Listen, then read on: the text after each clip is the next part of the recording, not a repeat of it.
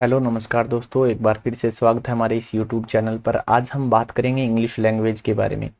और English language किसे सीखी जाती है दोस्तों, आज हम इस बात पर चर्चा करेंगे और हम आगे की कड़ी को किस तरह से जोड़ेंगे उस बात पर भी हम चर्चा करेंगे। तो प्लीज़ हमारी क्लास को पूरा ज़रूर देखना, उम्मीद है आपको अच्छी भी लगेगी। तो चलिए दोस्तों, शुरुआत करते हैं हमारे इस इंग्लिश लैंग्वेज के टॉपिक पर और सबसे बात करते हैं कि अंग्रेजी को सीखना कैसे है। तो सबसे पहले आपको ये तो भली भांति पता होगा कि आर्बिट्रेरी सिस्टम होता है, कोई भी लैंग्वेज हो चाहे वो किसी सिंबल का आर्बिट्रेरी सिस्टम होता है। दोस्तों, लैंग्वेज सीखने के लिए हमें सबसे पहले इंग्लिश लैंग्वेज सीखने के लिए जो हमारी इंग्लिश लैंग्वेज है उसको सीखने के लिए सबसे पहले आपको क्या करना है वो देखिए। सबसे पहले हम ये जानेंगे कि सबसे छोटी चीज़ क्या होती है अंग्रेजी के अंदर। तो इसके अंदर दोस्तों सबसे पहले नंबर पर आता है फनीम। फनीम से क्या बनते हैं? फनीम के बाद हम बनाते हैं मॉर्फीम। ये इसके बाद की सबसे बड़ी कड़ी होती है। कौन सी होती है? मॉर्फीम की। मॉर्फीम के बाद मॉर्फीम से बनते हैं दोस्तों शब्द, वर्ड जिसे हम कहते हैं। और वर्ड से, शब्दों से क्या बनते हैं दोस्तों? फ्रेज बनते हैं। You know very well I think. क्या बनते हैं? फ्रेज बनते हैं। आफ्टर दैट उसके बाद आता है, फ्रेज से बनता है क्लाज। और क्लाज पर हम बहुत ज़्यादा फोकस करेंगे पहले, क्योंकि क्लाज से ही सेंटेंस बनते हैं। क्या बनते हैं? क्लाज से सेंटेंस बनते हैं। तो यहाँ तक हम डिस्कस करेंगे दोस्तों कि सेंटेंस क्या होते हैं। देखिए, ध्यान रखें जीवन में कि सेंटेंस एक ही होता है, चाहे उसके अंदर क्लास दो तीन हो सकते हैं, लेकिन ऐसा कभी मत बोलना कि इसके अंदर तीन सेंटेंस है, चार नहीं। सेंटेंस एक ही होता है।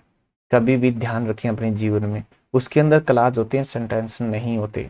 सेंटेंस ओनली एक होगा, वो कोई भी हो सकता है। ठीक है दोस्तों, कैसे होगा, क्यों होगा, सब बातें आगे क्लास के अंदर डिस्कस करूंगा मैं, अभी कुछ नहीं करने वाला। अभी आपको इसके बारे में बता देते हैं, नेक्स्ट चीज के बारे में। फोनेम क्या है? इंग्लिश लैंग्वेज की सबसे स्मॉलेस्ट यूनिट है दोस्तों। क्या है? लैंग्वेज की स्मॉलेस्ट यूनिट। स्मॉलेस्ट जो है unit of a language, unit of language.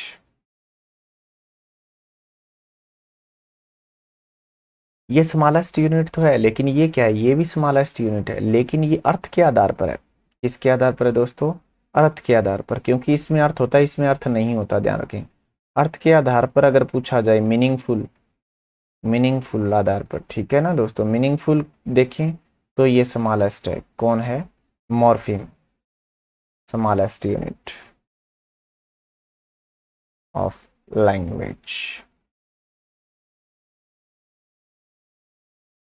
ये अर्थ के आधार पर हम बात करें तो मॉर्फिम है, स्मॉलेस्ट यूनिट ऑफ लैंग्वेज। और अगर हम बात करें सीधा, अगर बिना अर्थ के आधार पर देखा जाए, तो आप भली भांति देख रहे हो पहले नंबर पर कौन सी आई हुई है, आप अच्छी तरह से पहचानते हैं। पहले नंबर पर फोनीम हमने लिखा, दूसरे नंबर पर मॉर्फिम लिखा, तीसरे नंबर पर वर्ड, शब्दों से बने क्या? फ्रेज, फ्रेज से क्या बने? क्लाज, और क्लाज से क्या बनते हैं दोस्तों? सेंटेंस। ठीक है, तो यहाँ तक हम चर्चा करेंगे। सबसे पहले हम आगे कल की क्लास में क्लाज पढ़ेंगे। आज अभी और भी चीज़ें जाननी है इसके बारे में, जो क्लाज है हमारा, उससे पहले हम बहुत सी चीज़ों के जानेंगे। अब हम बात करते हैं मॉर्फिम की। इसके बाद हम किस चीज़ की बात करते हैं कि मॉर्फिम क्या होते हैं। आपने अभी तो इतना तो पढ़ लिया कि मॉर्फिम क्या है क्या नहीं है, ये जानना भी अभी आपको ज़रूरी है दोस्तों। तो चलिए मॉर्फिम की बात करते हैं। मॉर्फिम क्या होते हैं? मॉर्फिम दोस्तों जिनका अपना अर्थ होता है अलग से, ये मॉर्फिम कहलाते हैं। मॉर्फिम पहले ध्यान रखें दो तरह के होते हैं, आपको समझ में आ जाएंगे। एक तो होता है फ्री मॉर्फिम। क्या होते हैं दोस्तों? एक तो होते हैं फ्री मॉर्फिम। ये फ्री क्या हो गए?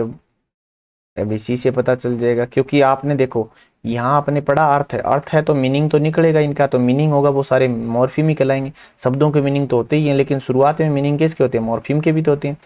अब जिनका मीनिंग होगा वो क्या होंगे? वो मॉर्फिम होंगे। अब फ्री मॉर्फिम का मतलब फ्री है, आज़ाद है। आज़ाद है मतलब इनका क्या होगा? स्वतंत्र अर्थ होगा। क्या होगा दोस्तों? स्वतंत्र अर्थ होगा, यानी स्वतंत्र मीनिंग होगा इनका। स्वतंत्र क्या होगा? मीनिंग होगा। जैसे कि उदाहरण के तौर पर अगर हम देखें, उदाहरण के तौर पर अगर हम देखें तो हम बात कर सकते हैं, जैसे आपने देखा होगा क्लासरूम शब्द। क्लासरूम शब्द आपने पढ़ा होगा। अब क्लास भी एक शब्द है, देख सकते हो आप, क्लास भी एक शब्द है और रूम भी एक शब्द है, इनके अपने अलग अलग मीनिंग है। इनको आप तोड़ोगे भी तो भी कोई प्रॉब्लम नहीं होगी, अपने आज़ाद हैं, ये फ्री मॉर्फीम कहलाते हैं इस तरह के शब्द। जैसे कि बेडरूम हो गया, बेडरूम के अलावा हम और भी इस तरह से, माफ़ी चाहूँगा थोड़ा सा यहाँ पर प्रॉब्लम आई है। तो इसी तरह से हमने क्या नाम पढ़ा, बेडरूम, बेडरूम शब्द। इस तरह के शब्द जो होते हैं वो फ्री मॉर्फीम कहलाते हैं। उसी तरह से अगर हम दूसरे पॉइंट पर आए, जिसे हम कहते हैं बाउंड मॉर्फीम। ये बाउंड मॉर्फीम क्या होते हैं? बाउंड का मतलब तो किसी चीज़ से बंध जाना, तो बिल्कुल इसी तरह से हम देखते हैं बाउंड मॉर्फीम क्या होते हैं। और बाउंड मॉर्फीम के अंदर अगर हम बात करें दोस्तों, तो ये अपना स्वतंत्र अर्थ नहीं रखेंगे। क्या नहीं रखेंगे? स्वतंत्र अर्थ नहीं होगा इनका, मतलब ये किसी शब्द के साथ आकर ही अर्थ प्रदान करेंगे, वरना अकेले नहीं कर सकते ये, स्वतंत्र अर्थ नहीं। ये बात मैं लिख देता हूँ। जैसे कि आपने अभी अभी पढ़ा क्या, क्लासरूम तो पढ़ा, इनका अलग अलग अर्थ है, क्लास का भी अलग है, रूम का भी अलग है, लेकिन यहाँ नहीं होगा। कैसे नहीं होगा? जैसे देखो मैं शब्द लिखता हूँ क्लासिक, ये देखिए दोस्तों, क्लासिक शब्द है, इसके अंदर अगर हम बात करें आईसी, ये शब्द देख रहे होंगे आईसी शब्द, ये आईसी का कोई मीनिंग नहीं है। क्लास का तो मीनिंग है, यहाँ देखिए क्लास और रूम का भी है, आईसी का नहीं है। तो इसी तरह से ये बाउंड मॉर्फीम कहलाते हैं, जिनका अपना अर्थ नहीं होता अलग से। इसी तरह से आप पढ़ते होंगे रोमांटिक शब्द, रोमांटिक। अब रोमांटिक में आईसी का कोई मीनिंग नहीं है। तो इसी तरह से ये बाउंड मॉर्फीम कहलाते हैं। चलते हैं नेक्स्ट पेज पर। बाउंड मॉर्फीम को भी हम दो प्रकार से देखेंगे। बाउंड मॉर्फीम कितने प्रकार के होंगे? दो। पहला होगा ड्राइवेशनल और दूसरा हम पढ़ेंगे इसके साथ ही एक होगा इनफिक्शनल, जो भी जिसका नाम हम पढ़ सकते हैं इनफिक्शनल, या उसे कह सकते हैं ग्रामेटिकल भी। तो चलिए हम देखते हैं दोनों बाउंड मॉर्फीम के प्रकार। Bound morpheme, bound morpheme, bound morpheme कितने प्रकार के हम पढ़ेंगे? दो के। कौन कौन से? पहला हमने पढ़ा ड्राइवेशनल, ड्राइवेशनल, एक तो ड्राइवेशनल पढ़ेंगे और दूसरा हम पढ़ेंगे यहाँ पर ग्रामेटिकल। दोस्तों ग्रामेटिकल जो प्रकार होता है, ध्यान रखें, इसी को ही कहते हैं हम इनफिक्शनल, इनफिक्शनल, इसी को हम कहते हैं इनफिक्शनल।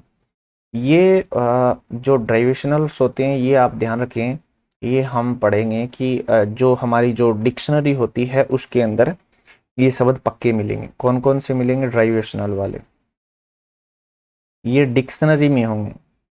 ध्यान रखें, आपको पहचान के लिए मैंने एक शॉर्ट ट्रिक बता दी, डिक्शनरी में होंगे।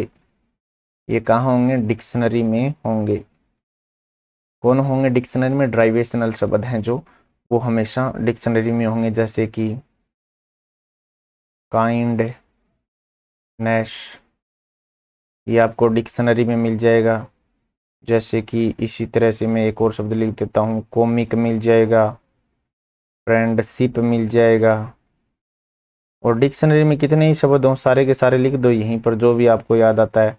और कौन कौन से मिलते हैं? किंगडम, किंग भी मिल सकता है और किंगडम, वैसे मैं ये कह रहा हूँ आपको किंगडम।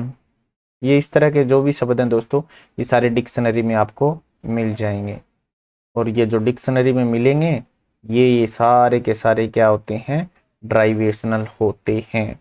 लेकिन इसके अंदर थोड़ी सी आगे एक और चीज़ बताऊंगा, लेकिन पहले इसको समझ लेते हैं, ग्रामेटिकल वाले क्या चीज़ होते हैं भाई, इनको भी हम जान लेते हैं। दोस्तों ये सिर्फ और सिर्फ आपको डिक्शनरी में नहीं मिलेंगे। पहली बात तो ये क्या नहीं मिलेंगे? डिक्शनरी में, जो हमारी डिक्शनरी होती है, डिक्शनरी में नहीं होंगे। ये बात पक्की याद रखें, डिक्शनरी में नहीं, पहली बात तो ये। अब तो कहाँ होंगे भाई ये डिक्शनरी में नहीं होंगे? तो इनको ध्यान रखिए माय डियर स्टूडेंट्स, इनको पढ़ने से पहले आपको 3-4 बातें जरूरी हैं। इनको पहचान कैसे होंगी? जब हम क्या बनाते हैं, आपने देखा होगा कि नंबर बनाते हैं। नंबर मतलब जानते हो? सिंगुलर प्लूरल, सिंगुलर प्लूरल बनाते हो कि नहीं बनाते आप? नंबर सिंगुलर प्लूरल बनाते समय आप क्या करते हो, एस जोड़ते हो, ई एस जोड़ते हो, या फिर इसके साथ आप वी ई एस जोड़ते हो, इस तरह के शब्द आप जोड़ते हो, या फिर एक ई एन शब्द भी जोड़ते हो आप, जैसे चिल्ड्रन में आपने पढ़ा होगा, एक आपने आई ई एस भी जोड़ते हो, ये सब जोड़ते हो तब वो जितने भी शब्द में एस ई आई ई एस, देखो एस लगा हुआ है पीछे, ई एस एन है, तो ये जब आप नंबर प्लूरल बनाते हो तब वो सारी चीजें ग्रामेटिकल या इनफिक्शनल में भी आती हैं। उसी के बाद आप केस बनाते हो। केस का मतलब पॉजेसिव केस, किसी के साथ ये चीज मेरी है, माई कॉपी, जिस तरह से एपोस्ट्रोफी कोमा लगाते हो ना आप, ये लगाते हो, ये देखो ये इस तरह से लगाते हो, इसी को ही कहते हैं हम केस बनाते समय, जिसमें इसी का नाम दे दिया हमने पॉजेसिव केस। पॉजेसिव केस हम इसको नाम दे देते हैं। और इसी तरह से हम इसके बाद डिग्री भी बनाते हैं दोस्तों। डिग्री, यहाँ पर आपको कन्फ्यूजन होगी एक, क्या क्या होगी वो देखना, अभी मैं बताने वाला हूँ आपको। डिग्री के अंदर दोस्तों जब हम ई आर लगाते हैं, थोड़ा डॉक्यूमेंट सेव हो रहा है साथ साथ में, थोड़ा टाइम लगेगा, माफ़ी चाहूँगा इसके लिए। डिग्री के अंदर हम क्या करेंगे, जब हम इसके अंदर क्या लगाते हैं दोस्तों, ई आर लगाते हैं। क्या लगाते हैं, ई आर, और एक आप लगाते हैं ई एस टी, जैसे बेस्ट हो गया, होता है कि नहीं होता, एक होता है सुपीरियर, इन्फीरियर, ये इस तरह के शब्द हम पढ़ते हैं कि नहीं पढ़ते हैं। तो आपके समझ में से परे हो जाएगा कि डिग्री में ग्रामेटिकल होगा या ड्राइवेशनल। तो आपको ये बात भी ध्यान रख लेनी है कि अगर पेपर के अंदर डिग्री से रिलेटेड वो लाइन लिखी हुई होती है तब तो उसको ग्रामेटिकल मानेंगे, अन्यथा आपको ड्राइवेशनल ही मानना है, क्योंकि ई आर वाले ड्राइवेशनल डिक्शनरी में भी होते हैं। ई आर वाले क्या होते हैं, डिक्शनरी में भी होते हैं, जैसे मैं आपको आगे बताऊंगा दो चार उदाहरण के तौर पर। पहले हम इसका एक और पार्ट करते हैं, टेंस। ये चार ही हैं, और ध्यान रखें इतने तो आप याद ही कर सकते हैं। टेंस बनाते समय आप ऐसी आई एस लगाते हैं, फिर दोबारा लिख रहा हूँ ऐसी आई एस, यहाँ पर भी तो काम आता है टेंस के लिए ऐसी आई एस। और क्या लगाते हैं, आई एन जी लगाते हैं, तो आई एन जी वाली सारी की सारी ग्रामेटिकल हैं। और क्या लगाते हैं, ई डी लगाते हैं थर्ड फॉर्म बनाने के लिए, तो ये भी ग्रामेटिकल ही हैं दोस्तों। तो ये इतने ही हमारे ग्रामेटिकल इन्फेक्शन, या जिसे हम कह सकते हैं इनफिक्शनल भी कह सकते हैं इनको, ये सारे के सारे क्या हैं हमारे, ये इनके रूल हैं जो डिक्शनरी में ये कभी नहीं होंगे, ध्यान रख लेना दोस्तों। हाँ, वर्णन जरूर दिया जा सकता है लेकिन स्पेशल शब्द कभी भी नहीं होगा इनका, जिस तरह बाकी शब्दों का दिया हुआ होता है। अब हम बात करते हैं उदाहरण की, जिस तरह से नेक्स्ट पेज ले लेते हैं हमारा। अगर हम बात करें उदाहरणों की तो इनकी फॉर्मिंग किस तरह से होती है। इनकी फॉर्मिंग अगर हम बात करें तो चार तरीके से माय स्टूडेंट्स इस तरह की हमको देखने को मिलेंगे। देखिए चार तरीके से कौन सी होंगी, पहली एक तो होगी noun base forming, noun forming suffix, noun forming suffix. दूसरी होती है दोस्तों एडजेक्टिव, एडजेक्टिव फॉर्मिंग सुफिक्स। तीसरी होती है एडवर्ब, एडवर्ब फॉर्मिंग सुफिक्स। और चौथी होती है वर्ब, अकेली वर्ब बची, वर्ब फॉर्मिंग सुफिक्स। ये चार तरह की हमारी होती हैं। इनके एग्जाम्पल मैं लिखता हूँ, जैसे कि चलिए रेड कलर में लिख देते हैं, जैसे कि टीचर, टीचर हो गया। अभी एक आपको पहले भी लिखवाया था लवर हो गया, एक लिखवा दिया था मेकर हो गया। और ये थोड़ा सा सेविंग डॉक्यूमेंट हो रहा है, नीचे देख सकते हैं तो टाइम लेता है कई बार। मेकर हो गया, और साथ में अगर हम बात करें तो ब्रेवर हो गया। ये इस चार तरह के हमारे हमारे सामने हैं, जिस तरह से रूल मैंने लिखे आपको। देखिए नाउन बना दिया टीचर से, नाउन बना कि नहीं बना। लवर बना दिया विशेषण, एडजेक्टिव फॉर्मिंग जो हमारी बात आई अभी। मेकर बना दिया वर्ब, मेक से बना मेकर। और ब्रेव एडवर्ब बन गया यहाँ पर। तो दोस्तों मैं ये क्या कह रहा हूँ, ध्यान रखें इस बात को, जो हमारे लवर तक हैं, यानी जिसको अगर हम ब्रेवर को छोड़ दें, इसको एक को छोड़ दें, इसको एक ब्रेवर को, और बाकी तीनों देखें, तो आपको ये लगेगा कि ई आर में जो हमारे ड्राइवेशनल हैं, और एक हमने पढ़े अभी पीछे, ये देख सकते हैं आप प्रीवियस पेज के अंदर हमने अभी अभी पढ़ा था, जो ई आर लगते हैं ये देखिए यहाँ पर, ये देखिए ER लगते हैं, तो ये डिग्री के अगर अंदर वो चारों हैं, ER अगर क्या है वो डिग्री के अंदर है तो इसको हम ग्रामेटिकल मानेंगे, अन्यथा उसको हम क्या मानेंगे, बाकियों को ड्राइवेशनल या डेरिवेशनल। सही तरह से अगर देखें तो डेरिवेशनल होता है ये शब्द, तो डेरिवेशनल इनको मानेंगे। उम्मीद है दोस्तों ये वीडियो आपको अच्छी लगी होगी। कल हम इस क्लास के ऊपर बात करेंगे जिससे हम अंग्रेजी की शुरुआत करेंगे कि किस तरह से हमें पढ़ना है। उम्मीद करता हूँ आपको अच्छा लगा। धन्यवाद।